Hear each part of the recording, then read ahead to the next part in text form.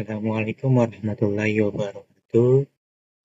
Perkenalkan, nama saya Andika Tri Kurniawan.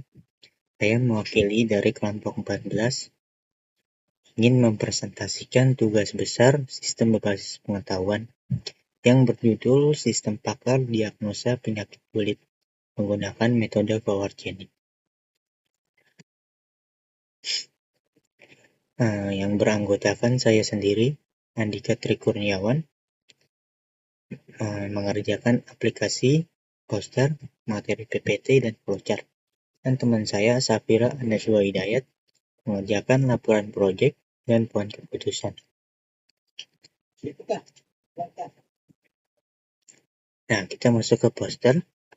Poster ini dibuat untuk mendiagnosa penyakit kulit menggunakan metode power chaining yang diharapkan dapat membantu semua orang untuk segera mendeteksi penyakit kulit sedari dini dengan mudah. Langsung masuk penjelasan posternya. Nah, di sini ada komponen yang diperoleh serta posisi pengetahuan. Ada premis dari G1 sampai G15. Ada subgoal dari P1 sampai P5. Dan ada role yang ada pada knowledge batch dari R1. Ada R1, R2, R3, R4, dan R5.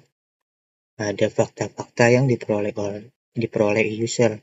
Yang pertama G1, kulit kemerahan, G2, gatal, G13, area kulit mengalami iritasi. Untuk solusinya, subgoal penyakit saat pertama dermatitis kontak, solusinya hindari bahan pemicu atau sabun keras, deterjen, logam, dan kosmetik. Subgoal P2 infeksi jamur kulit, solusinya hindari berbagai handuk atau pakaian. Subgoal penyakit yang ketiga, psoriasis, solusinya hindari stres dan faktor pencetus. Subgoal penyakit 4, penyakit yang keempat, eksim atau enzim, solusinya hindari iritan dan alergi. Subgoal penyakit 5, yang kelima, kudis atau scabies, solusinya cuci pakaian dan spray dengan air panas. Nah, di bawah sini ada pohon tri atau pohon keputusan berdasarkan rule base. Cara bacanya, rules pertama, jika G1 dan G2 dan G13, maka penyakitnya P1, dermatitis kontak. Terus rules kedua, jika G2 dan G6 dan G12, maka penyakitnya infeksi jamur kulit, yaitu P2. Dan rules ketiga, jika G7, G8, dan G12, maka penyakitnya itu P3, psoriasis, dan seterusnya. Kita masuk ke flowchart admin. Tujuan utama dibuat flowchart adalah untuk membantu dalam memahami secara rinci proses atau alur kerja yang akan diimplementasikan dalam sistem aplikasi sistem pakar penyakit kulit. Nah, di flowchart ini saya jelaskan dimulai login. Ketika login berhasil, maka masuk ke menu utama. Di menu utama, kita bisa pilih menu. Ada data master dan data laporan. Di data master itu ada data pasien, data gejala, data penyakit, data konsultasi.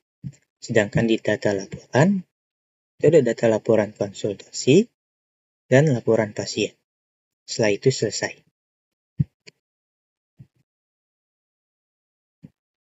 Kita langsung masuk aja ke demo aplikasi. Nah, di sini kita udah masuk di dalam aplikasinya, sistem aplikasinya. Nah, ada fitur username dan password. Pertama kita masukkan username yang sudah dibuat. Login. Ini kita bisa lihat passwordnya. Maaf, salah. Sekarang sudah 3. Passwordnya juga Askar 129. Kita login berhasil. Di sini kita udah masuk ke menu utamanya.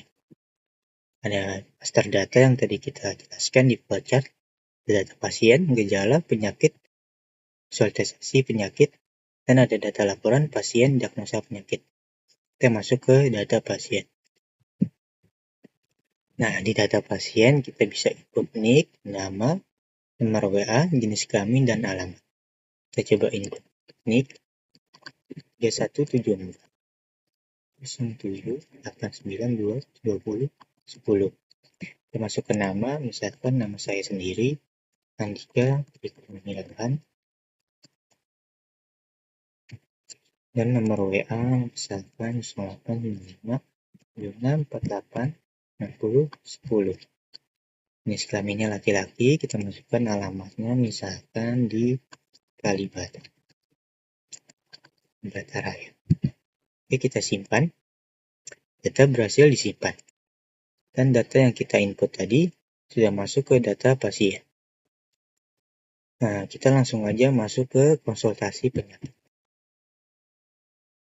Nah, di konsultasi penyakit, sini kita bisa input NIK, nama pasien, jenis kelamin, alamat, gejala, dan penyakit serta solusi. Di sini kode diagnosisnya sudah terinput otomatis dan tanggal pemeriksaannya kita bisa ubah, tetapi kita pengen konsultasi di hari ini. Kita langsung aja masukkan data pasien yang tadi kita input. Pilih nama saya sendiri yang Andika Kurniawan. Data terinput otomatis. Kan di sini ada rules yang kita bisa baca. Oke, kita bisa langsung masuk ke gejala aja. Misalkan kita rules yang kedua, jika gatal dan muncul bercak putih, cari muncul bercak putih. Terus titik ketiga, gejalanya kulit mengelupas. Mengelupas. Penyakitnya berarti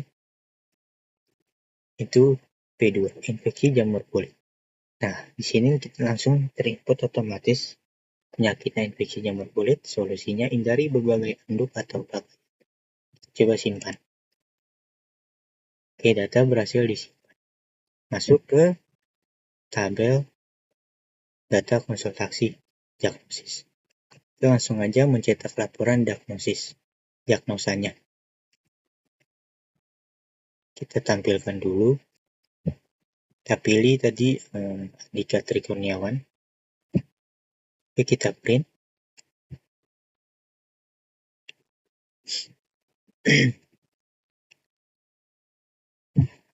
Data berhasil kita print atau kita cetak. Di sini melihat nama saya sendiri dengan ID diagnosisnya DG tahun 2025 bulan 12 urutan keempat dengan NIK yang saya masukkan tadi, alamat Kalibata Raya, jenis kelamin laki-laki, tanggal pemeriksaan tanggal sekarang tanggal 28, dan hasil diagnosanya.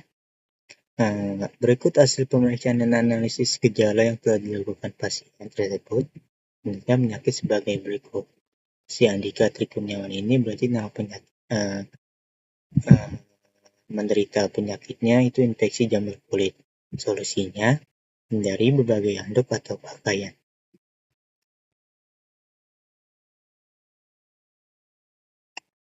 Dan di sini admin juga bisa langsung mencetak laporan data pasien.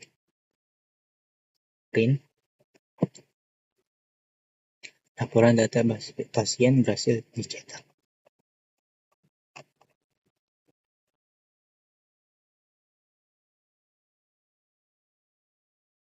Oke, itu aja demo aplikasinya. Kita masuk ke kesimpulan. dari kesimpulan yang presentasi yang kita jelaskan tadi, kesimpulannya berdasarkan hasil penelitian, perancangan, dan implementasi, sistem diagnosis penyakit merupakan metode forward chaining.